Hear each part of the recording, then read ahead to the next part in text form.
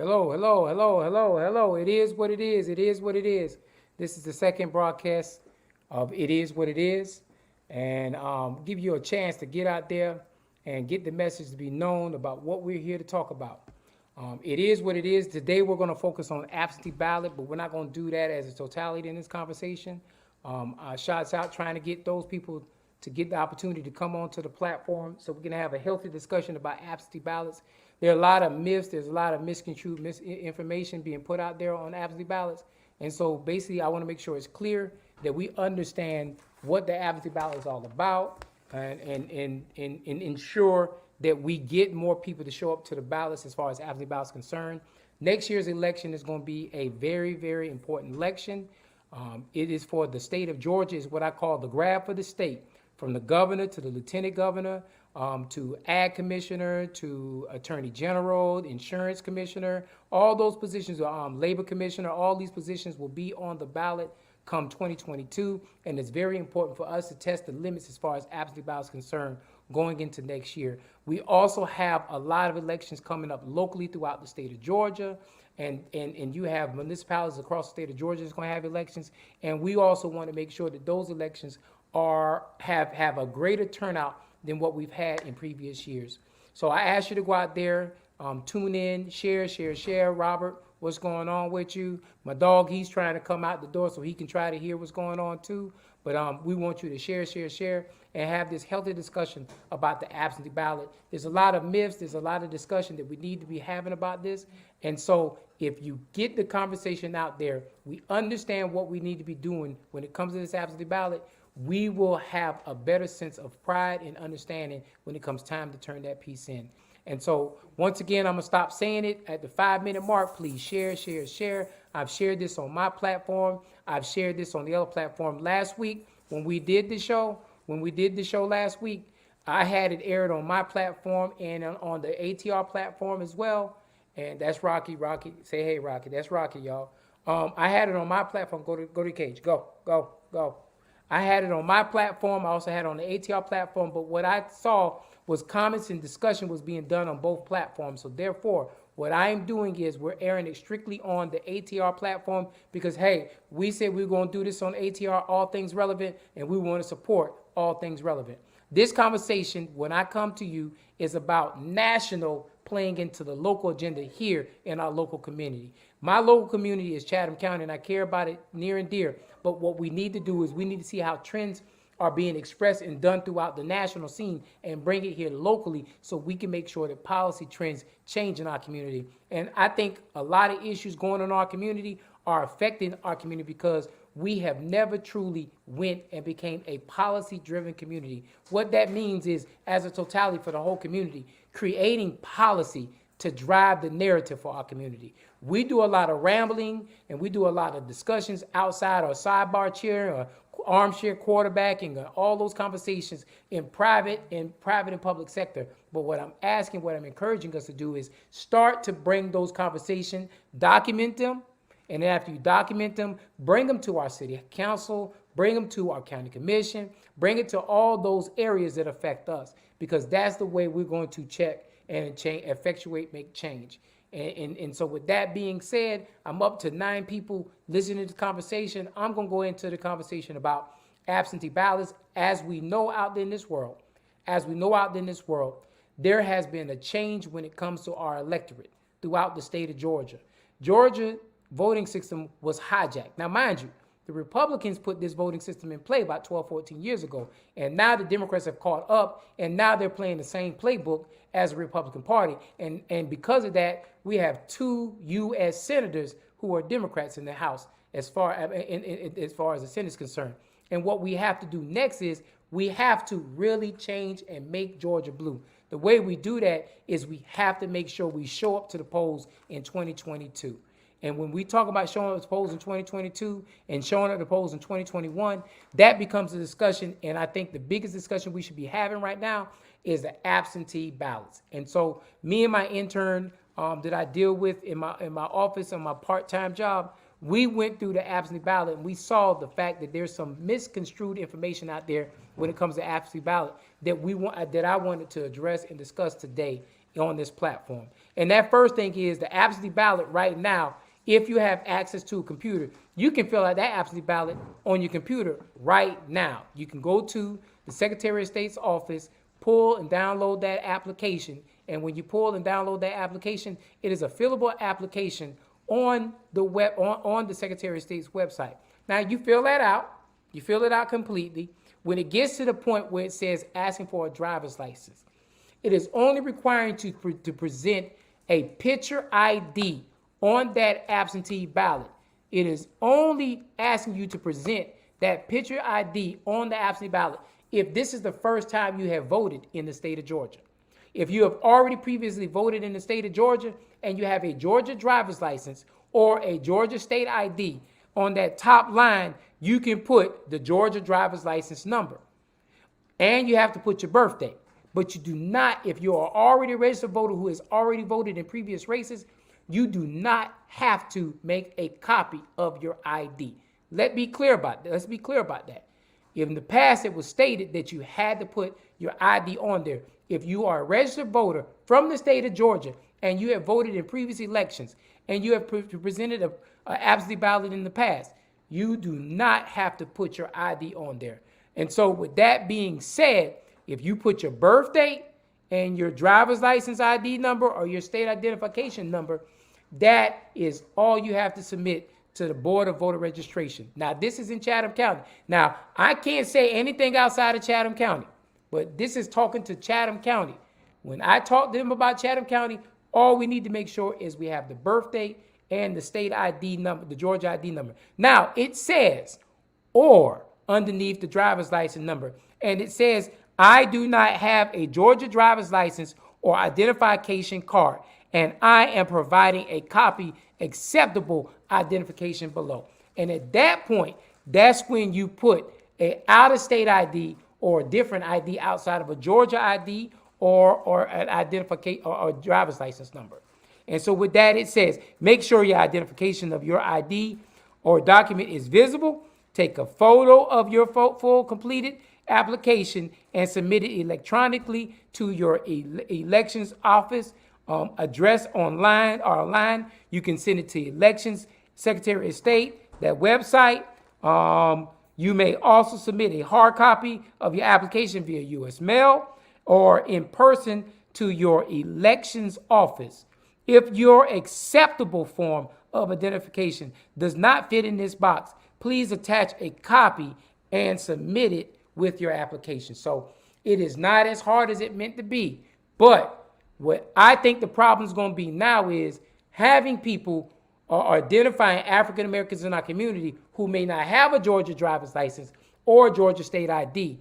That may become problematic. And so what we need to do is we need to be right now encouraging our elders, 60 and older, to go out there and get these absentee ballots. We need to make sure they're going out there and getting the driver's license, the IDs, and everything under the sun right now. And I think that this election cycle, and I'm speaking to Chatham County because this election cycle across Chatham County is, guess what? This election cycle across Chatham County, everybody in Chatham County who's a registered voter has an opportunity to vote because guess what's coming up? eSplosh.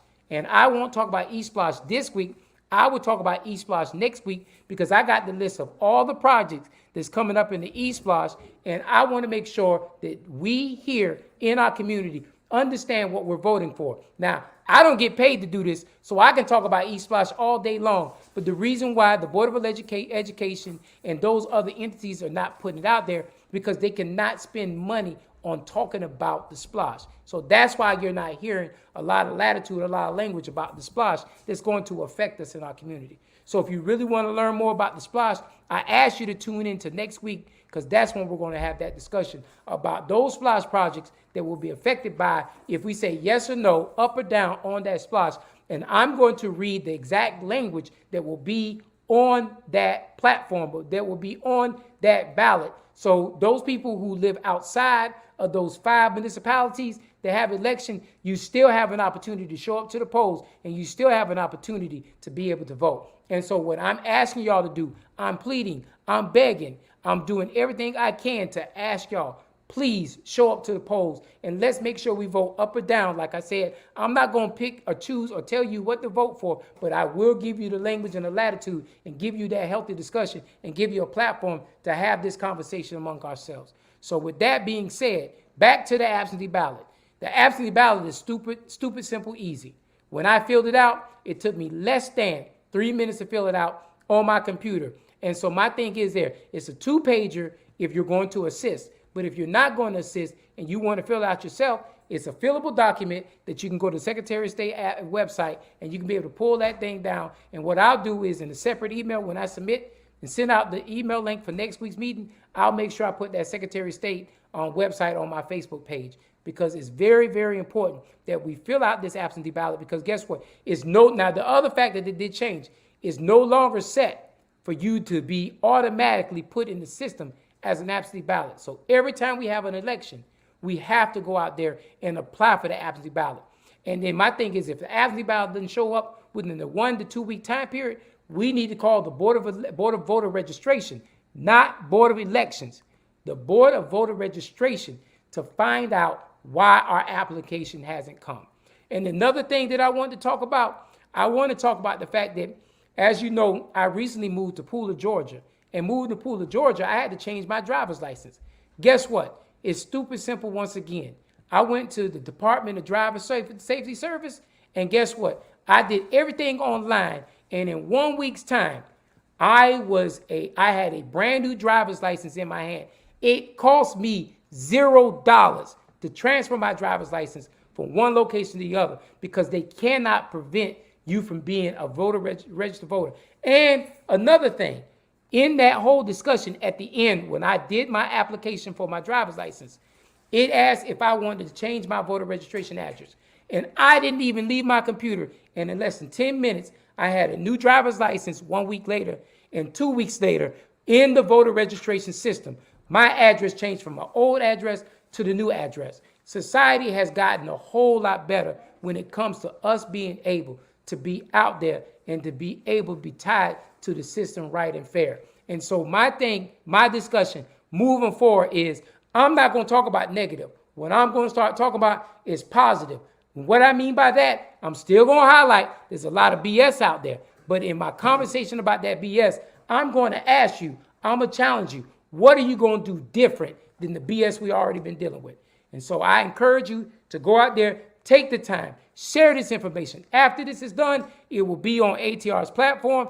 Take the time, take that 1 hour of your life and go back and look at this message, because this message is helping everybody out there who wants to find out more information about the absentee ballot. And I want to assure you, anybody in the state of Georgia that is a registered voter can apply for the absentee ballot. So that's another false statement that was put out there early on. And so I want it clear. Anybody in the state of Georgia can apply for an absentee ballot, and it only took me 5 minutes to do it. And I encourage you, if you know you don't want to be caught up in that whole conversation or discussion about, I don't want to take 5 hours from work and have to be in that line. If you don't want to be in that discussion of, I don't trust it, or if you don't want to be in that discussion of, I just ain't got time, now is the time to test the limits on the absentee ballot. And what I ask you and I encourage you to do is apply for the absentee ballot and take the time to use the absentee ballot and turn it in. And if you don't want to take the absentee ballot, and let's say on election day you want to vote, just take that absentee ballot when they send it to you with you to the polls, and guess what they'll do? They will cancel that absentee ballot out, and you can go in there and you can vote. And so I assure you, it's so easy for you to be able to do that I can't say it but one more time. Go out there and participate in the absentee ballot so you don't have to go out there and do with anything else. And so, once again, I don't want to show y'all my absentee ballot because it actually has my birth date on it. It has my driver's license day on it. And I don't want nobody to buy a new car and move to Hasty Street over there in Port Wentworth, because I know Hasty Street is a bunch of crap that goes on in Port Wentworth on Hasty Street. They play dominoes. They do all kind of crazy stuff over there on Hasty Street. And so I don't want nobody buying no cars and driving no cars using my driver's license number over in Port Wentworth, Hasty Street. Shout outs to Port Wentworth. That's one of the greatest places we can ever say we live. And with that being said, because I've already taglined and had a discussion about that piece right there, I've already had a discussion about the absentee ballot, and that was the topic that we were going to discuss up front. Now, I want to talk about the BS that goes around the state of Georgia. If you did not know, there are a ton of people on the Democratic ticket. There are a ton of African Americans. Yes, ma'am, I will. The other guy, Barbie brother, must have told you, Margot, to say that. But that other guy, I see his face smirking and everything like that. But y'all go ahead and play dominoes. Y'all keep doing what y'all do. Hey, mama, I see you. They don't see you, but I see you. Thank you, Margot. I want to talk about these municipality races that's going on in Georgia. There are a ton of opportunities that happen for minorities across the whole state of Georgia. What's happening from Atlanta, which we always see, is all good and dandy. You already know that it's a crowded race. Everybody knows that's the national scene with Atlanta because you got 4 million people up there. You got a ton of people that's talking about the politics and how Atlanta really controls what goes on narrative in Georgia. But I am proud of people in Port Wentworth. I am proud of people in Jessup. I am proud of people in Garden City. I am proud of people across the whole state of Georgia that is stepping and moving forward to run for public office. And guess what? When people challenge a system that has been corrupt for decades, for millennials and everything under the sun, people challenge the system. They do everything they can to keep that corruption going. And so I'm going to give a shout out to my brother, Julius Hall, who has been out there adamantly fighting the cycle and fighting the system as far as making sure you change and not being held accountable to his past and trying to give a better future to Port Wentworth. So I'm going to give a shout out to that. Now, mind you, people might say that I'm wrong for that, whatever the case may be, but you know what? I don't give a darn. I ain't say the other word. I don't give a darn because you know what? We need more people that's willing to step up and change the system. We need to stop holding people accountable to their past, and we need to give them an opportunity to give us a better future. And so, and this is, all rise. I got to take my hat off for that comment. The driver, please put that last comment up because I had to take my hat off for that last comment. All rise. All rise. All rise. That right there is one of the proudest females I know in this county. That's District Attorney Shalana Cook Jones in the building. I appreciate you taking the time to spend time with. You have to vote in local elections. Let me go ahead and read that again. You have to vote in local elections for the state of politics to change. And that's absolutely right. Absolutely true. Shalana, we got to make sure we say that to the people in the back of the church. We got to say that for the people in the back of the room. And so, like I said before, those local politics feed into everything. We talk about what Biden did for us as far as all that appropriations and all that funding in these CARES Acts and all these other acts right there. But if we don't have local people in position, and I'm going to say that clear, y'all can have that derogatory conversation on your own. But if we don't have local people in position to make sure when Biden passes that money and it comes down to the state and it comes down to the county and it comes down here to all these municipalities, we don't have people in place to make sure that money gets divvied out, then guess what?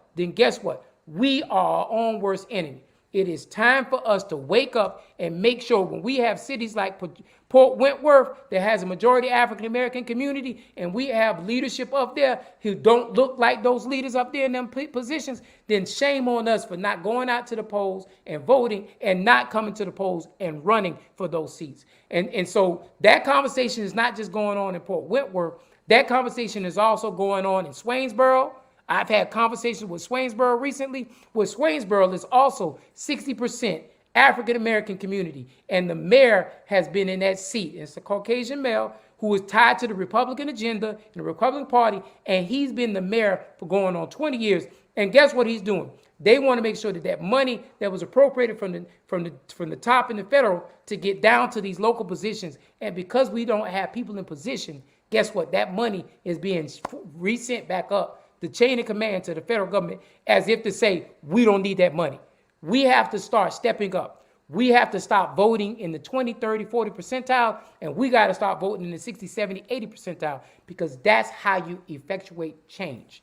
And so with that conversation said, I'm giving shots out to Jessup because Jessup is going to be a new environment. Swainsboro is going to be a new environment. Port Wentworth is going to be a new environment. Garden City is going to be a new environment. All these places, Waycross is going to be a new environment. And Brunswick County, Brunswick, Georgia is going to be a new environment. You know why? Because we're starting to take the time to change the atmosphere in those communities. And it takes us to show up to the polls. And guess what? When we have leaders who don't have the finances, but they speak our heart and our messages, we got to give them $5, $10, $20, $100, even $2,000. We got to make sure that we're doing everything we can. We got to go ahead and do fundraisers. We got to do everything we can to make sure that they have the tools and the finances necessary to make sure they move the narrative forward. So shout out to all those people across the state of Georgia. And I'm only talking about the 1st Congressional District, but if you want me to find other areas, I will. But shout outs to all those people who took the time from their families to run in these political circles, because it's evident and it's important that we have that piece right there. And so I'm seeing all these things right here to go through. But see, and I will say this narrative right here. Garden City and Port Wentworth are two communities in my area. Garden City and Port Wentworth are two communities in my area. Both of them have large majority bases in those communities. They have bases, they have kids, and they have people that want to come in Savannah. But those community structures, because they've been held tight by people who want to control the narrative, have prevented for almost 20, 30 years for Chatham Area Transit to be able to be a facility or transportation site to move from Port Wentworth, Garden City, Pooler, Bloomingdale, and all these little communities outside of Chatham County, to make sure they bring those people into the community. So guess what? It will equal the narrative as far as transportation is concerned. But you know why those systems have not been seen in those communities? Because your elected leaders in those communities have been preventing that language from happening. And so I can no longer allow those communities to have that. And I have to put some of the blame on us for not showing up to the polls. It's evident that we need to show up to the polls in these small places so we can make sure we feed in the big place, so we can make sure we pull some equity into these other communities. It's time out for us not watching the game. It's time for us to get in the game and make sure we control the game so we can make sure that the playing field is equal and fair for everybody across the board. So I done did 24 minutes thus far, and I have not even said the name of the show, but I'm going to say it right now.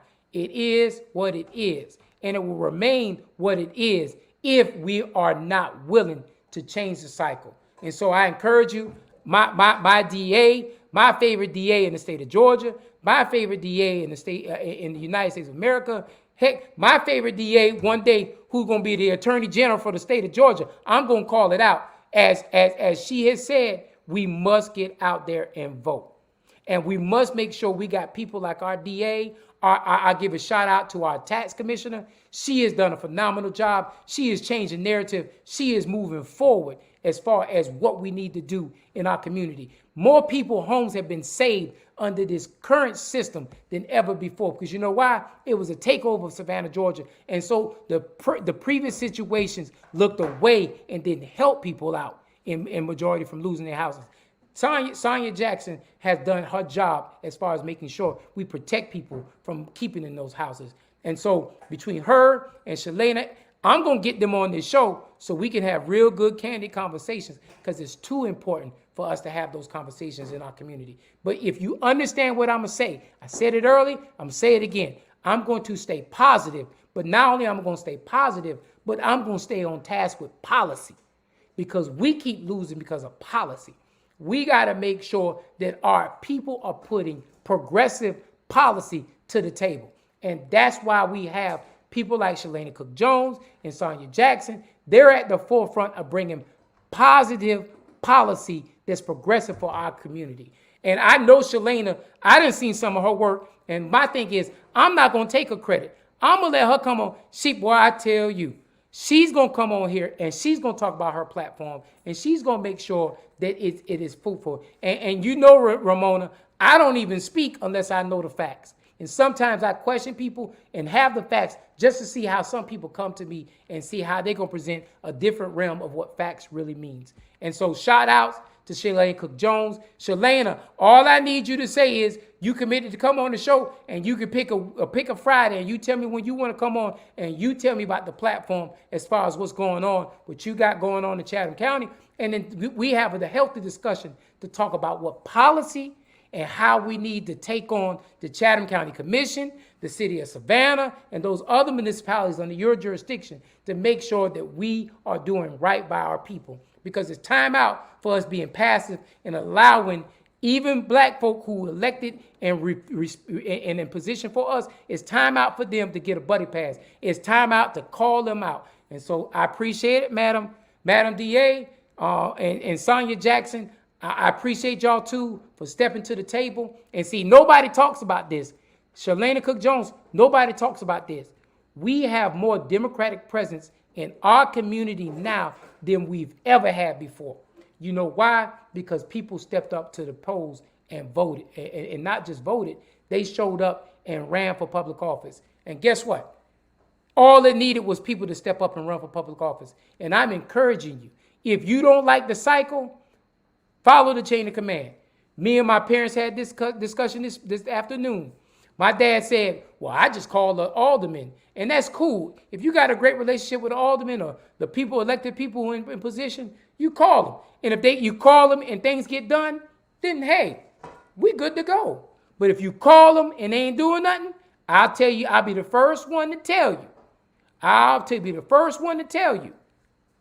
Write them an email. And then write everybody an email. And then my thing is every Friday, send them an email. Once a week, send them an email. Keep being persistent about it. And then when it comes time for them to run for office, guess what's going to happen?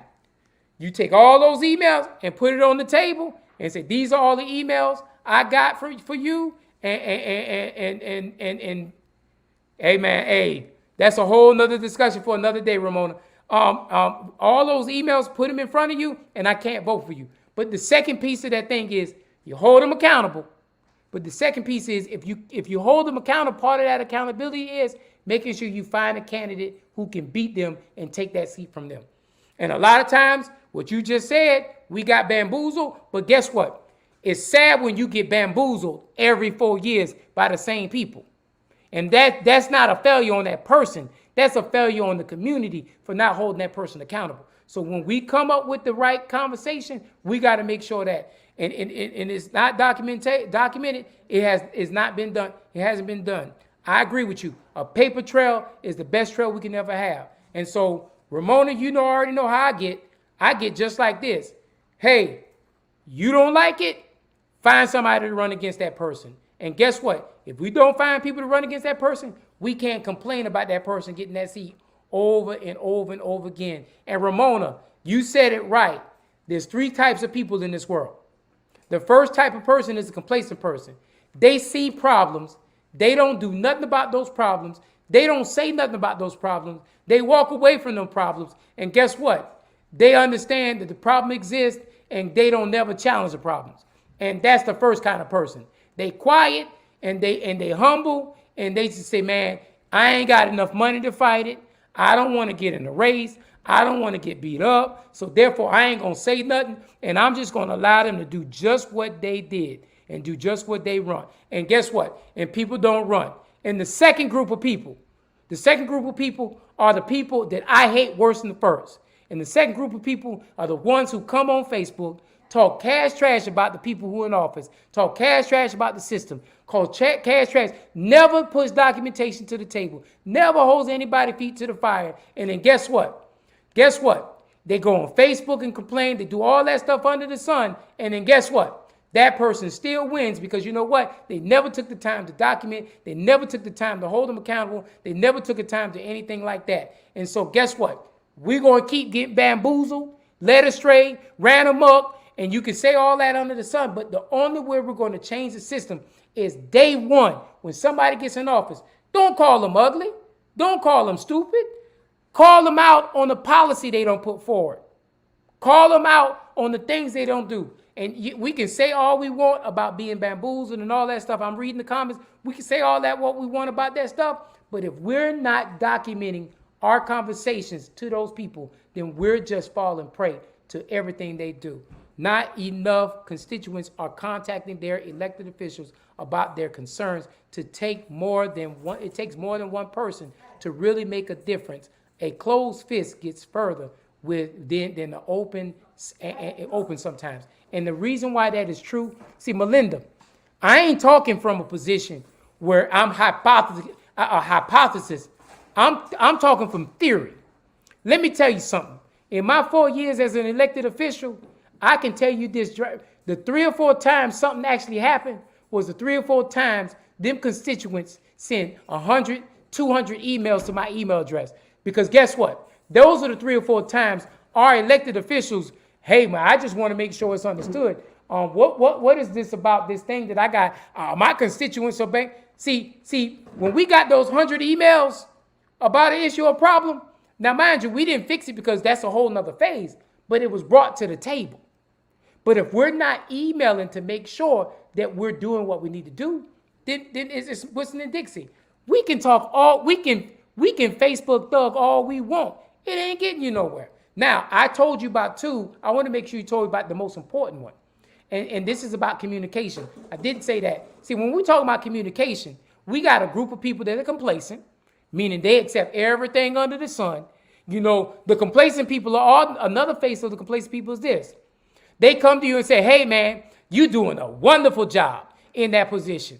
And if you ask him, okay, but he's doing a wonderful job, what kind of job is he doing? I don't know, but he's up there and he's doing a wonderful job. Well, what policy he's putting in play? I don't know, but he's doing a wonderful job. Well, what has he done for you as far as getting your street paved or getting those potholes put up or putting street signs up or street lights? I don't know, but he's doing a wonderful job. That's part of that complacent conversation. And then the other one is the complainer. You know, that joker right there ain't nothing. He ain't nothing. You know, it is. He said he broke his promise. That's complaining. I don't need that. Now, if you complaining and you documenting and you sending that information up to that person and you complaining and you sharing that email, because guess what? People thought I was complaining when I shared an email a couple of months ago and they tried me. They said, well, James, you just saying this. It ain't no truth to this. I said, all right now, I don't want no fuss or fight when I put this email out there. And they kept challenging me and trying me. And you know what? You dang right. I put that email out there to show that what I was saying was the truth. Now, Ramona, you already know how I get down. If before I even put any facts or figures out there, I already understand what the underlying conditions going to be. I just do things just to see who's going to be for me and who's going to be against me. And it's all about shots fired. But guess what? When we talk about, remember I said it's a complacent person and a complaining person. But this is what I need y'all to do. I'm going to count to 5 in my head, and then I'm going to tell you the kind of people I need. I need completers. I'm going to count to 5 again and tell you what I need. I need completers. You know what completers are? Completers are people who get in elected positions and make the narrative change. Completers are get into these neighborhood associations, flip these neighborhood associations so they can hold leaders accountable for their communities. Completers are people who show up to the polls and vote on a consistent basis to show their hand as far as what needs to be done and what needs to be changed in our community. I need more completers because I'm tired of the complacent people and the complaining people because they're not getting the job done. Completing people understand policy and they hold their politicians' feet to the fire to present policy that works out. It's time out for all that other stuff, y'all. We can complain until we blue in the face. We can be complacent until we blue in the face too. But until we show up and show out and be completers, and it shouldn't take somebody dying in our community for us to become completers. It shouldn't be where we need somebody to come out there and do something, a cheerleader. We need a leader. We need people who are not afraid to put boots on the ground, like Margot said.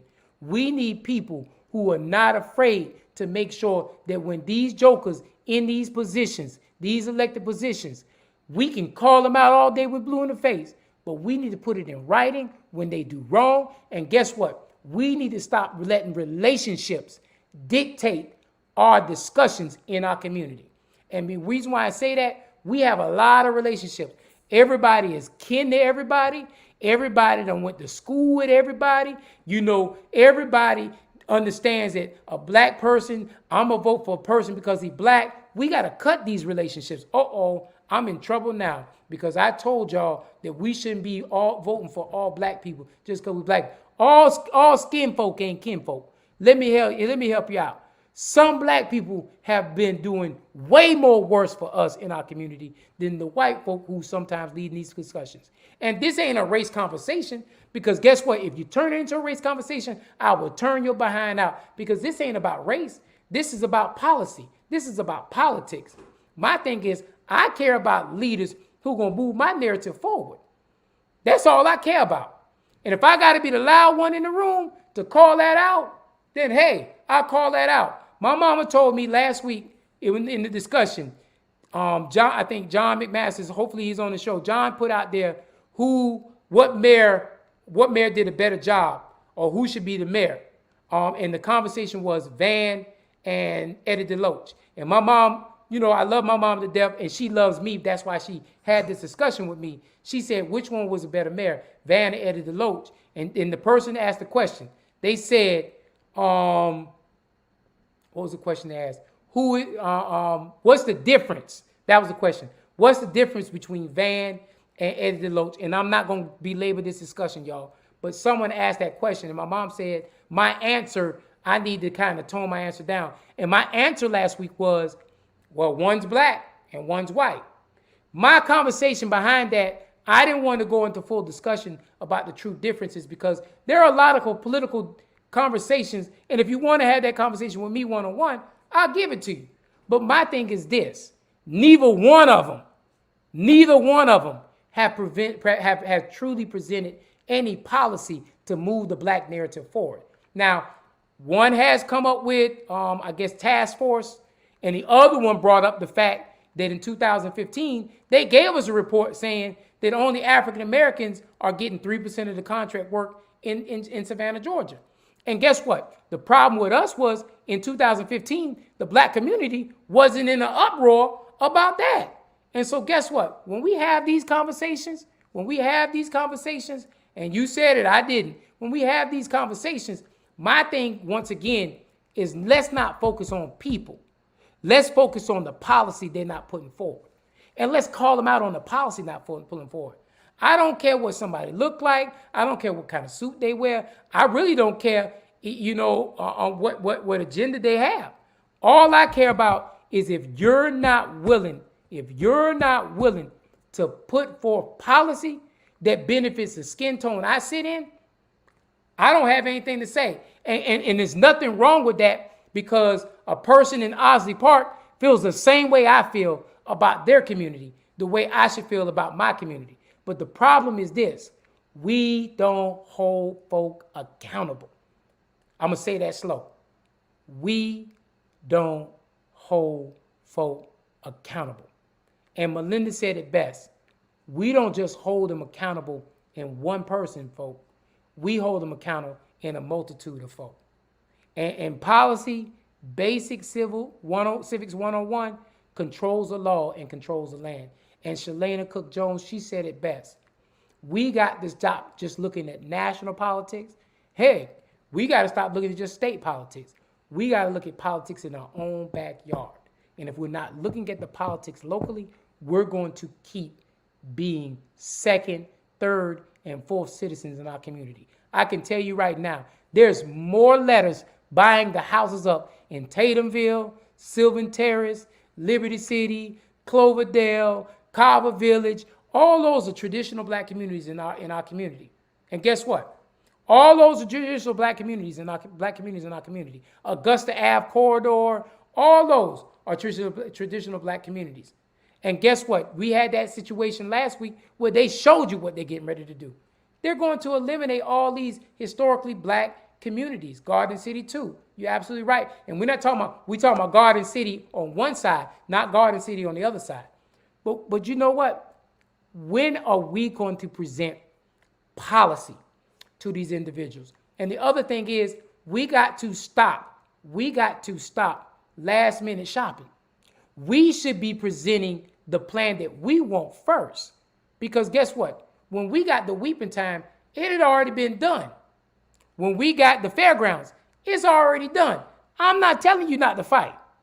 But what I will tell you is this. I need you to fight, but I need us to be forward and progressive in these other communities that I just named to make sure that we're teaching people how to create a deed. A will kit is nothing. I mean, not a deed. A will kit is nothing to get. We need to be in the communities creating will kits. We need to be in these communities having these people landlock their land up. We need to get some of these renters out of these communities. You know what I'm saying? We need to make sure all that stuff happens. But guess what? It's not going to happen until we become proactive and know. I got my opinions about the fairgrounds. I don't think it needs to be a green space. I think it needs to be a space for the community. I think that Tatumville deserves a space for its own area. I think that Tatumville deserves that. But watch this. Until we get those complacent people to show up and become completers, till we get those complaining people to hush and become completers, we're just whistling Dixie in the wind. And so if we want to fix the problems, and you're not going to see the city leave. Go ahead and put that out. Mr. Producer, put that comment out from Robert. Put that comment out, that last comment from Robert. I don't see how some of our city leaders, him or her, and I can't be 100% with the people. But the thing is, guess what? You can't be mad at these folk if we don't run nobody against these folk. I'm tired of saying that, Robert. We can't get mad at these folk when we don't run nobody against these folk. And when people are running and they don't fulfill the task, we need to replace them. And that's just being honest. Not enough people understand what policy is and how they are written and how they come to benefit us. And I'm not discreet. One thing I'm not going to say, Melinda, is I'm not disagreeing with you. But my thing is, me and you and most of these people who will follow me do understand that stuff. And guess what? We're not going to fix the problem until we start asking people and start listening to people who do know how to understand. Ms. Betty Jones, you know, anytime you need me to come to Feller Park, I'm there. Anytime you need me to come to Feller Park, I'm there. I have no problem coming to anybody, anywhere to educate. Because my thing is, guess what? They don't want me to talk. That's why they're going to stifle and do everything they can. They're going to put all the stuff out there negative about Jay Jones. Because you know what? Jay Jones cares about his community. I'm from this community. This community raised me. This community birthed me. This community is the reason why I am and who I am. And guess what? I don't want to see this community disappear apart. But guess what? If we're not willing to challenge our elected officials and hold their behinds to the carpet, we're going to keep getting what we get. And it is what it is. And the only way we're going to get rid of IDIS is we got to make sure we have people who we vote and put to the table. We got to stop voting because of relationship. We got to stop voting because that's a policy person who can put policy that can help us. But you know what? A lot of us are content with allowing those elected officials to sneak in those seats and pat us on the back and then go through, hey, shouts out to Nikki, shouts out to Maria, shouts out to Sam, shouts out to this person. But then where's the shout outs to the policy? Where's the shout out to what we need to do as far as fixing our community? There is none. And you can't tell me that they're not policy. I read an article the other day. I know we have the bus driver situation going on in Chatham County, and I'm proud of those people stepping forward and doing that. But I saw in a government structure somewhere up north in North Georgia where they're incentivizing their drivers and they're coming up with all kind of relief. So guess what? Why can't we look at these discussions and bring these discussions here to talk to the table what we talk about? I still say folks don't understand the importance of policy, and I can't change your opinion on that, but what are we doing to change the narrative to get them to understand the importance of policy? That should be the question. I'm not disagreeing. I agree that folk don't understand policy. We're in full agreement. But I can tell you this, I talked to Brother Brown today, who lives on Montgomery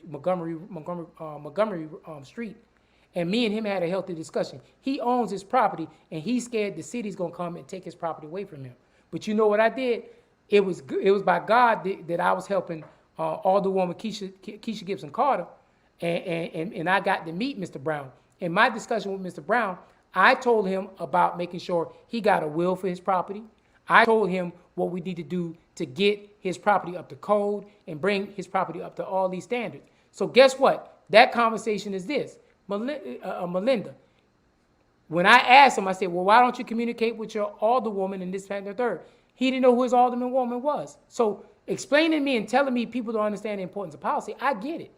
Everybody don't play weight into policy. Everybody don't play weight into politics. But the key thing is we have to be those people who are fiscally responsible, who do understand these things. Guess what? It's an obligation that we need to stand on our feet and make sure we go door to door knocking to teach people how important it is to deal with local policy and local politics. Because you know why they don't, and I'm going to tell you, Melinda, you know the reason why they don't like getting in local politics? Because what local politics does is it breaks relationships. And what that means is if Jim Bob and Joanne are running against each other, and Jim Bob and Joanne have different kind of relationships in the community, we traditionally follow whichever relationship is closer to our heart. We don't always look at how policy plays. Now, if you go to the communities like Ozzie Park, and I keep bringing Ozzie Park because I think Ozzie Park is one of the best communities in the city of Savannah. You know why? Because they lock in their money. They lock in their money, and they make sure they control what neighbors can move into their neighborhood. You know how they do that? They price us out. They say, okay, well, we can't redline you. We can't gerrymander you. But what we can do is we can price you out. And we'll price you out to the point where you don't have the economics to be able to buy in this community. Because we have better schools. We have better municipality control. We have better situations going on. I had the same conversation. I'm going to put it out there. It is what it is. I'm going to put it out there. I had another conversation with Mr. Brown. And I'm not using real names. I'm just using code names. But I had another conversation with Mr. Brown. And I asked, and I saw Mr. Brown behind Mr. Brown's house. He had telephone poles and Georgia Power electric lines right behind his house. And the trees had overgrown around those things. And so I asked him, Mr. Brown, when was the last time Georgia Power came out here and cut? Man, I can't remember the last time it came. But then I go to the community where my child goes to, and I know for a fact twice a year, Georgia Power comes in that community and they cut those trees back. This is all politics, y'all. It's all politics. And guess what? I can tell you for a fact, I know, because you know why? They go and complain to Georgia Power and say, hey, we know you're a monopoly, but you need to cut these darn trees down in Ozzie Park. That's what they do. They go to the 311 and all the 411s and all those Savannah lines and all those county lines, and they report the issues in their community. But you know what we do? We call a friend of a friend of a friend, and because we got a relationship with that person, we don't hold that person accountable, who is our elected official. Now, I mean, it is what it is. And if you want to fix these problems, the only way you're going to fix them is you got to put the letters out there and hold them accountable and write this information out there and put pen to paper. That's how you change it. I'm going to say it again. We got tons of people who are complacent. We got tons of people in complacent. It is what it is. But we got tons of people who are complacent. And the majority of people are complacent because they're scared to challenge relationships. The second group of people are the people who complain. You know, every now and then them complainers do get something done. But guess what? They get something done, traditionally speaking, when it comes time for election time. They're not getting it done because it's time to get it done. But guess what? They're getting it done because, you know what? They complaining. And some complainers have greater conversation than other complainers. That's just the way it is. And then the third person is a completer. They ain't got time to do this complaining. They ain't got time to be complacent. They don't give a dang about that relationship because you know what? Bottom line, if you don't fix your elected officials, you don't fix the value of your property. And when you own property, all you care about is the value to go up. We have to get out this myth. I'm afraid to pay taxes because my property value went up. When your property value goes up, that means your wealth goes up. And guess what? It's going to cost you a little bit more because your taxes are going to go up. And there's nothing wrong with that. We have to make sure that we understand we create more value in our property We got to check our neighbors. We got to check our neighborhood associations. We got to make sure that we clear cut and all together. What we did, and I'll say it straight up, what we did over there by the fairgrounds, I ain't never done it over in Owsley Park. You know why? Because you know what? When I see people walking and see people driving through their area and drop a piece of trash, guess what? A person will come out their house, come pick that piece of trash up and put it in the trash can. You didn't hear them complain. They took care of the issue. You don't think litter goes into these other communities? The difference is they understand the value of their communities. And understanding the value of their communities, they don't allow trash, litter, or even rental properties be in their communities. Now, I can tell you, Fairground got a lot of rental properties. So if it's got a lot of rental properties, you are already in control in Tatumville, y'all. Because guess what? At any time, those rental properties can put you out and sell that property to the highest bidder. So if you really want to control your narrative, you really want to control your community, control your community. Control what comes in your community. Control those things and aspects that build up your community. Because you know what? It's two people. I'm going to say it again because I don't think it is what it is, y'all. It is what it is. It is what it is. Two people. You got complacent people in the black community and you got complaining people in the black community. And we don't have enough completers in the black community. Shots out. I know you, Melinda, you're doing a dang good job doing completers. And my thing is, if your neighborhood associations aren't doing the job, those are elected positions too. Change those people. How you change those people? I've seen it where neighborhoods have 600 houses and show up to a neighborhood association meeting and it's 4 people in that neighborhood association meeting. And I asked, I said, well, why you don't have more people in the neighborhood association meeting? Oh, because you know, so-and-so got mad at so-and-so brother last month, and because of that, he don't come to the events no more. And all these long-term conversations about why we're not building economic wealth. Let me tell you something. Them folk in Owsley Park complain just like them folk in Cloverdale complain, just like them folk in Carver Village complain, Sylvan Terrace, Tatumville, Liberty City, all these other black communities. Them folk complain just like we complain. But the difference is they keep their complaints and they keep everything in their community. And guess what? When their elected officials or their neighborhood association people are not doing the job, they change them people out quick. They can't change the people out quick. And I understand that some situations you have illegal maneuverability coming on. But guess what? You're not putting your voice, you're not straining, you're not complaining enough. Because you accept it. And I've heard situations where outsiders come into communities, take over and say, this is going to be your leadership. Now deal with it. If you're not willing to challenge it and change it, you're going to be stuck in that hole. Let me tell you something right now.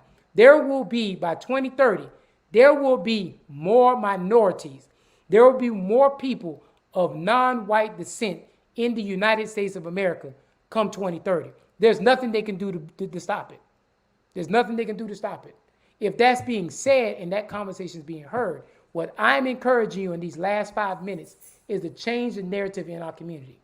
If you want to stop crime, we got to stop depending on the city and the county from creating neighborhood centers. And guess what we got to do? We got to get together and find pieces of property and make the city donate that property and make this and make the city allow us to control that entity in our community. And when we get that entity and control that entity, we got to make sure it's for the people and not for personal interests. And when we start thinking like that, that's thinking global. That's taking care of our kids. But if we're going to continue to deal with the cities and municipalities and controlling entities that we pay taxes to and we give them the keys to the car and control, then you expect to keep getting what you already been getting.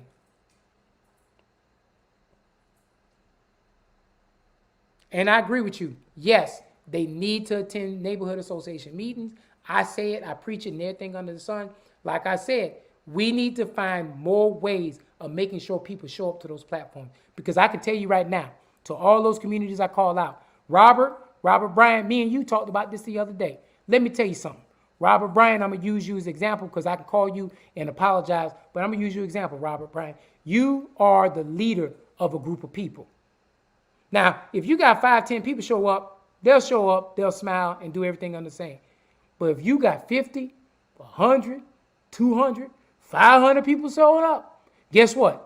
They going to come in a suit and tie shirt with a pen and paper, and they going to follow whatever marching orders you give me. I put $100 on that right now. If you give me that kind of platform, 100 people, they will start cleaning up the communities. I told my parents this right now, and I'm not going to disclose it, but I lived in the community at one point in time, and I knew all the elected officials. And I knew them well enough to say, I would call them and say, hey, there's a tree down in so-and-so's yard. It needs to be taken care of because that's on city property. In 15 minutes, somebody was there cutting up that tree and putting that tree into the back of the truck, and that tree disappeared. There was a political signs in the area, and those political signs were in the right of way. And guess what? I called another elected official, and guess what? Within 2 hours, all those signs disappeared and would change. The narrative changed. No signs disappeared. You know why? Because guess what? That person was scared, or those two people were scared that I would go and do an email and send an email to them and call them behinds out. And they were scared that I would run against them. I tell you right now, Dr. Harris will tell you this right here. Me and her talk about this right now. I say this all the time. Find me people to run against these people, and I'll get these people out of office. I ain't got no problem helping getting people out of office, but you got to find me the people who are willing to challenge the system. And so I'm going to close out. I'm at the 57-minute mark. I've saw all the questions. I think I've answered all the questions. These are the discussions we want to have on this podcast. If you tell me you got a guest, I already got a commitment from our DA down here in Savannah, Georgia, and I'm just going to sit back. When she come on the show, I'm going to sit back and I'm going to listen because she has done some profound work in that DA's office. And it's time for us to put some of that conversation out in the community. And so guess what? I told Julius Hall I was going to take an 8-month sabbatical, and I was just going to chill back and spend some time with the family before I really got into these discussions. But guess what? My 8 months is up. It is now September. And you know what? I did the first one last week, Friday. The second one is tonight. And we're up to 21 people. I need y'all to share, because it's time out for being a complacent person, a complaining person. And it's time for us to become completers for our community. It is what it is, and it will continue to be if we're not trying to be the key that changes the message in our community. And so with that being said, I want y'all, when I post this stuff on my Facebook page and y'all want to talk about subjects, post them things up there and give me some subjects to talk about. We're going to talk about the DA's office, but we're going to talk about some other things tied to that DA's office next week. So, because I'm going to have a healthy conversation. I'm going to go out to the jail and see what's going on with Sheriff Welcher. And I'm going to come to the DA's office and talk to them and see what we got going on in the DA's office. And guess what? Call them out. I done told them, Dr. Harris, call them out. We're going to make sure that we're moving in the right direction. And so with that being said, I'm going to close out. I need us to step up to the gate and become completers. Time out for being complacent and time out for being the complainer. Because the only thing we can do is change our society, but it takes all of us to work together. Peace.